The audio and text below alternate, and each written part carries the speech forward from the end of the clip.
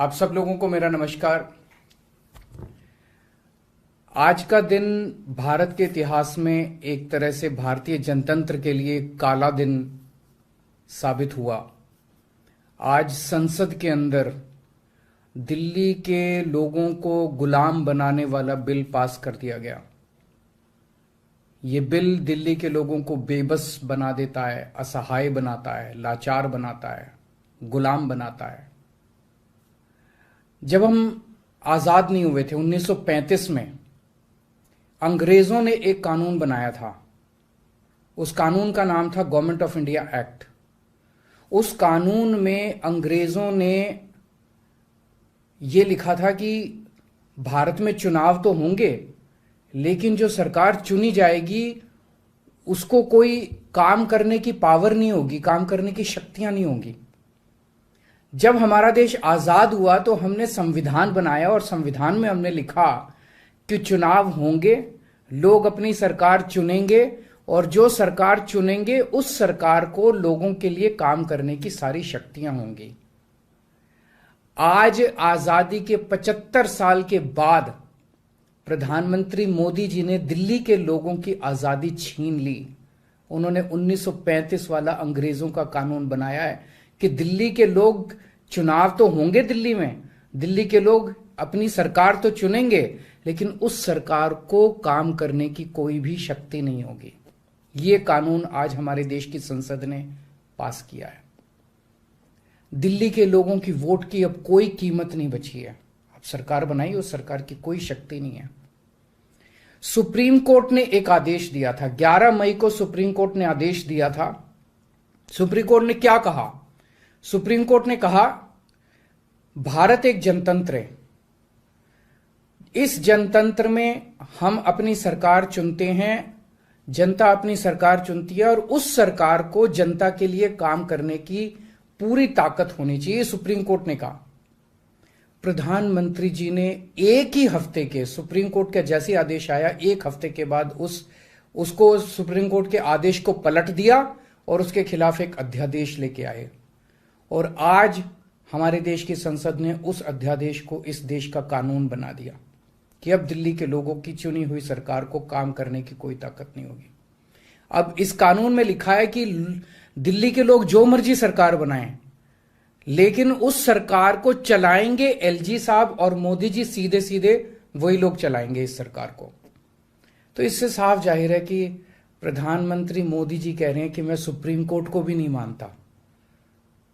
जिस देश के प्रधानमंत्री उस देश की सर्वोच्च अदालत को नहीं मानते, उस देश का क्या भविष्य हो सकता है? सीधे सीधे वो कह रहे हैं सुप्रीम कोर्ट जो मर्जी आदेश पास करे, अगर मुझे सुप्रीम कोर्ट का आदेश पसंद नहीं आया तो मैं उसके खिलाफ कानून बना के सुप्रीम कोर्ट के आदेश को पलट दूंगा। इतना अहंकार हो गया इन लोगों को। इन लोगों ने देखा कि दिल्ली में आम आदमी पार्टी को हराना बहुत मुश्किल है। पिछले 4 चुनाव सीधे सीधे 2013 में, 2015 में, 2020 में और उसके बाद एमसीडी का चुनाव, सीधे सीधे 4 चुनाव बीजेपी आम आदमी पार्टी से दिल्ली में हार गई। दिल्ली के अंदर 25 साल से ज्यादा हो गए अब बीजेपी की सरकार नहीं बनी है। 25 साल से इनको वनवास दिल्ली के लोगों ने दिया हुआ है। तो इनको लगा कि आम आदमी पार्टी को हराना मुश्किल है, तो इन्होंने चोर दरवाजे से, पीछे से चोर दरवाजे से इन्होंने दिल्ली की सत्ता को हथियाने की कोशिश की है। दिल्ली के लोगों ने एक बार आम आदमी पार्टी को 70 में से 67 सीट दी और 3 सीट बीजेपी को दी। दूसरी बार 70 में से 62 सीट दी और 8 सीट बीजेपी को दी। तो एक तरह से दिल्ली की जनता ने चिल्ला चिल्ला के बीजेपी को कहा है कि दिल्ली के अंदर दखलंदाजी मत करना। प्रधानमंत्री जी को साफ साफ शब्दों में दिल्ली के लोगों ने कहा, 7 सीट उनको नेशनल चुनाव में 7 सीट दी और दिल्ली के चुनाव में 3 सीट दी। तो मोदी जी को साफ साफ दिल्ली की जनता ने कहा कि दिल्ली के काम में दखलंदाजी मत करना, आप देश संभालो। लेकिन मोदी जी कहते हैं मैं जनता की बात नहीं मानता। इतना अहंकार हो गया। ना जनता को की बात मानते, ना सुप्रीम कोर्ट की बात मानते। और आपको पता है इस कानून में क्या लिखा है, जो कानून आज पास किया है?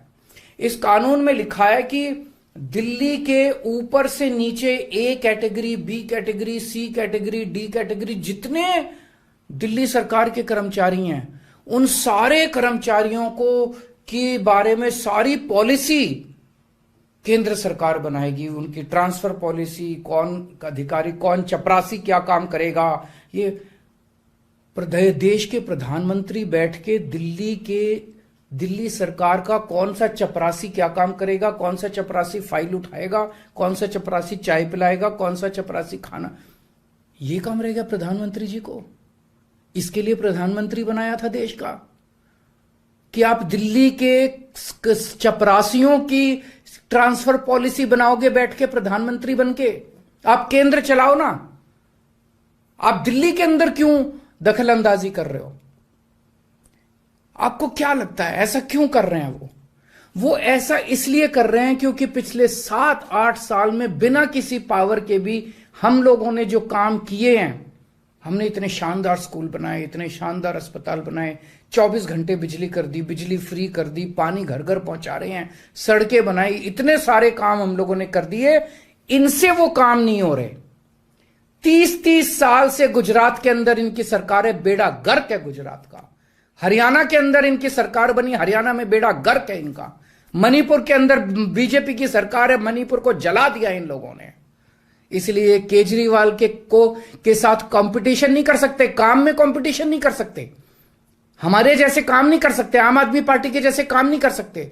इसलिए केजरीवाल को काम करने से रोको, किसी भी तरह से केजरीवाल को काम करने से रोको, बस ये इनका मकसद है।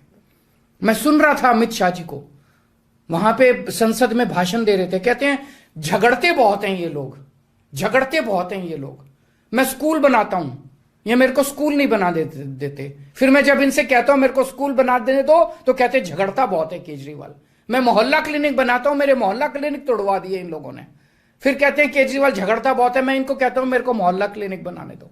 मैं अस्पताल में दवाइयां फ्री करता हूं, कहते हैं दवाइयां फ्री क्यों करता है।